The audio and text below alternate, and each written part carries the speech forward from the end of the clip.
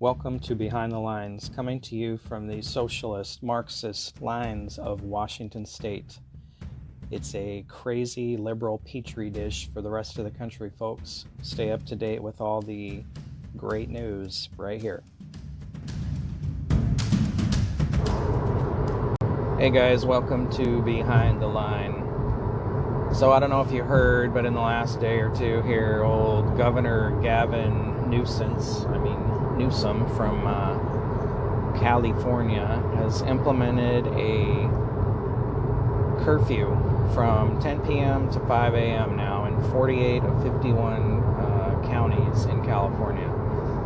So I think about 94% of California's population now is under curfew from 10 p.m. to 5 a.m. They're not supposed to leave unless you have essential activities to do.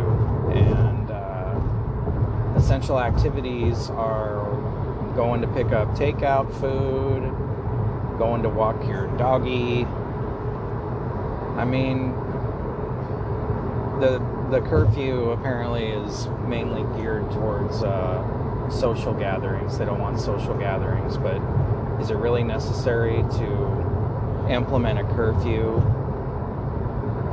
when that's already been made clear with all these restrictions that he's implemented at this time and that these other states have implemented? I mean, we all know they don't want us to socially gather. And of course, this is coming from the governor who implements these restrictions and then goes with his rich buddies to a very elite restaurant called the French Laundry, and there's no social distancing, and you've got California lawmakers going to Maui for some sort of meeting with lobbyists, and they were there for like a week, and meanwhile telling their constituents that they can't do anything, can't gather, shouldn't go anywhere, need to stay in their homes. It makes no sense. And why is it that these politicians are exempt from all these rules they like to place on us? Now, California, like most other populated areas, have seen major spikes in COVID cases, but again, you're also seeing major testing going on, and they still aren't really talking about the number of people that actually have to go to the hospital versus the number of active cases. So it feels like these West Coast governors are just trying to outdo each other. You've got Kate Brown, Oregon, the 2-week freeze, and then right after that, Governor Inslee with his 4-week shutdown. Newsom had also implemented a shutdown, and now after Oregon and Washington do theirs, now he's got to throw in a curfew to go with it. Makes me wonder how long before Oregon and Washington follow suit and also implement some kind of curfew.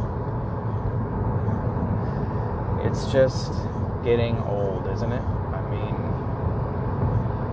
these things obviously didn't really work. The virus has increased, and I think mainly, the data, at least in Washington, shows that was from small social gatherings, not from businesses, not from restaurants, not from bars, not from gyms. It was from people gathering in their homes because they couldn't go to those places. The businesses were doing a good job of keeping people separated and keeping the virus from spreading. So now we're just hurting everybody. Now we're just killing the economy.